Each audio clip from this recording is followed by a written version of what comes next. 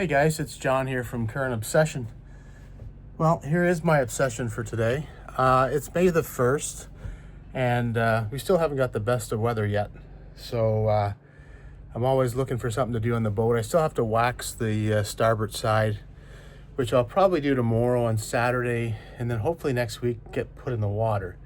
But meantime, I always fixate on my batteries and what's going to happen on the day that I go in the water. What should I be looking for? And obviously, number one, we want to be able to turn the engines over.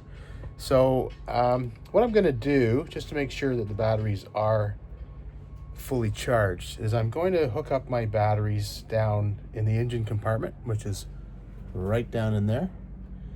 I'm going to go down there, hook up the batteries so they're nice and tight and the connections are good.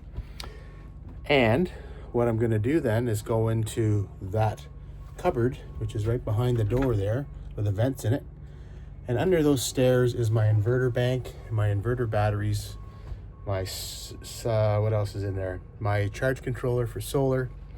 So I'm going to go in there and connect all those inverter batteries and connections back up so that my inverter then can invert and give me 120 volt. I have a touch screen display inside. It's all by Victron. So when the inverter is charged up and running, turned on and running, not so much charged up, but running, then I should be able to invert the plugs that are inside. And when I invert the plugs that are inside, then I'll have 120 volts available to me there. The batteries are in good shape on the inverters. They're sitting at 12.9 right now. Then what I'm going to do is I'm going to go forward into the salon, well, down into the master bedroom, and under the bed I have another charger there for my thrusters, which is plugged into one of the outlets in the bedroom because it only draws 1.3 amps, I believe, on the input side. So I could easily tap into a receptacle, which I have done. So I'm doing step 1 to do step 2 to do step 3. And to see then if I can have power while up. I'm on the hard right now, so I have no power at all to the boat. I do have solar, so I have 2 solar panels lying up in my bridge on the windshield, and over the next couple of days while the sun's out, I will use that to my advantage and have the solar provide power to the inverter batteries, which in turn powers up the bedroom thruster battery. So a lot of dancing around, but I'm going to get started. I'm going to go down below and make the connections, and I'll take you along for the ride. All right, down in the dark dungeony bilge. So there's my batteries there.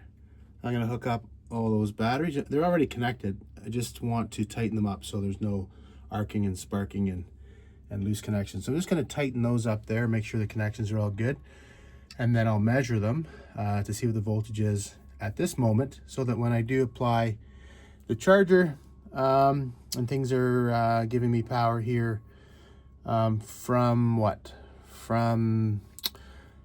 the charger right there in front of you, that one. So that would also be something. I might even backfeed the boat. I could, from one of the inverter plugs, I could then plug in the boat with my shore power cable and the adapter that takes it to 110 and plug it into my outlet that is on the inverter, and then the inverter will charge up. And I'm limited to 15 amps, so I have to be careful that I don't draw too much or I'll trip something. We don't want that. I'll just trip the breaker. It's the worst that's going to happen. I'll trip the breaker in the panel for that receptacle or that group of receptacles. But anyways, I'm going to dance around a little bit here and see if I can have some success. If not, at least I've tightened up my batteries and everything's good. And I just want to make sure when I go in the water, I don't go to turn it over and I get nothing. So that's the worry, because everyone's in a hurry to get the next boat in and you don't want to be holding everybody up. So that's what I'm going to do, tighten these up and check the voltage, and I'll get back to you when that's done. All right, so we tighten them all up, so all my connections are made nice and tight with my 1/2-inch open end wrench. Just tighten down all the connections, put the caps back on so the rubber boots are over top of the terminals so there's no chance of something getting dropped on it and shorting out. I tested the batteries, and the batteries are sitting at 12.1, 12.2, which is not very strong. These batteries are original to the boat from when I purchased it back in 2022, so they're could be living on a little bit of borrowed time. This could be the end of this season. Maybe have to get some new batteries here. These are starter/house batteries. So anyways, these voltages are sort of low, which is what I'm worried about when it comes to startup time, that they might show 12 volts, and then you go to start it and your voltage drops tremendously and doesn't have enough power, enough cranking amps to turn over your engines, and that's what I don't want. So I'm going to give these some power to charge from that charger right there, which is tied into, if I plugged into shore power, that would provide power to that unit. So I might see if I can get my inverter to work and power up an outlet, maybe see if I can get this thing to work. If not, we will just run a cord from the nearest building that has some 110 at least, just so we can get some power to this section of the boat to power up these batteries. Anyways, now I'll move into the tight quarters of the cabinet under my stairs in my cockpit area and see if I can hook up all my inverter batteries, and that'll be step 2. All right, see you in a bit. All right, now we're in we'll call it the crawl space, but we're in under the stairs. So I'll get my laying down. I'm here inside the crawl space. There's my 2 inverter batteries, my lithiums, 12.8 volt, 330 amp hours a piece, hooked up in series to get, actually not hooked up in series, hooked up in parallel for 12.8 volts and 660 amp hours of usage. So right now you can tell the top there's no cable connections on there. A lot of the cables are just lying down over the winter down below here. So we're going to hook these all up and hook up the monitoring wires that are also on top here for just for voltage monitoring. So I'm going to do that now, hook all this stuff up, and then right behind me you can see one of my solar MPPT chargers is. There'll be another one going there this season as well, but that's just all the harnesses coming out of the electrical panel and going downward, and that is my inverter there, which is a 3000 VA or watts, if we want to call it watts, but it's not watts. 3000 VA 120 amp charger, 12 volt system. And so we are going to liven that up, and then we have our BMS, our battery management system, up top there, and then just down below the Lynx distribution, which is just a bus bar to plug in all of your devices, and they're fused inside there. So you can, instead of having a big mess of things, you can have them all on that bus and then just fuse them accordingly. And then in the very back there, more fuses and the shunt down below to measure actual current on the negative, and our shut-off switch. So I'm gonna do my connections there. Wish me luck, tight quarters. Blood flow will be losing as we go, but I'm sure we'll manage. Be back to you in a few minutes.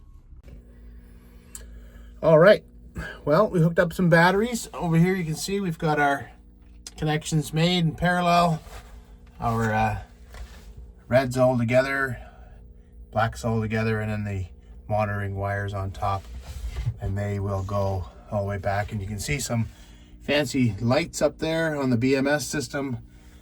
The inverter is a green light saying inverting, and the Servo GX is flashing green. We're waiting for a Bluetooth on that one there for the equipment to talk to each other. And I'm gonna go inside and check on the touchscreen to see if I have any information there, and then I will probably back to here, turn on my charge controller for my solar and have that provide some solar power back to this system here, which goes all the way back to the distribution over yonder, the yellow wire with the red tape, and provides input power to there, which then in turn charges the batteries. And we will, in the summertime, which is hopefully fast approaching, we are going to hook up 880 watts of solar on the roof. So we'll get into that next time too. That'll be my next obsession. So solar right now is in the on position, but the breakers are off, so I will turn those on. 1, 2. So now we have flashing light there for a second on the charge controller, which said bulk charge. There it is on the blue light, which is nice. So we'll see, I'll take some readings and see what we're drawing. Did I bring my, I was looking for my voltmeter, probably way out behind me. I'll check what sort of amperage we're getting there, and I'll let you know when I go up front to see if my inverter is inverting and we get power to our other thruster battery bank. Okay, back in a minute. All right, guys, you're seeing me in all sorts of positions today. Well, I'm under the mattress of my bed in the master bedroom, the V-berth bedroom, and checking to see if I had power to the outlet that my charger is plugged into for my thrusters, and I came down to find this. So there's my Noco 2-bank charger. It hadn't been used before, so I had to press the button to select lead acid or AGM. So I selected that, and up came the 12 volt AGM setting. And then it slowly ramped up the colors, starting from the lowest point of charge up to and including green. So because I knew those batteries were full, they are showing that they are full, and I've got about 2.75 amps right now charging from my solar. I have two 100 watt panels right now up on the bridge, just on my dash, trying to get some sunlight because I haven't hooked up my true system outside yet. Also, it's close to 4:30 and it's cloudy, so that's why the amperage reading is so low. But it is working. Everything's working as I hoped it would, and now I have power to my thrusters. The only thing now is if I wanted to have power to my starting batteries, I would plug my 120 volt 15 amp receptacle into an outlet, and then my shore power cable into that, into the boat, which would then power up the one side of my panel, electrical panel, which would include, have to find which one it is that does it, my charger that charges the house batteries, which then would in turn charge my starting batteries, so that on the day they put me in the water, I have batteries with a bit more current available on startup. So that's my hope. I can only do so much, and it all depends on the sun. Tomorrow is supposed to be sunny, 5 degrees, not very nice temperature-wise, but the sun's out. That's all I need. And while I'm buffing and waxing the outside of the boat, the sunshine shall be powering up my boat. So I'll catch up with you guys later, but that was my little current obsession for today. I asked if I could get permission to come down on the boat. I was granted that permission, and I've made good use of it. So until next time, talk to you guys later.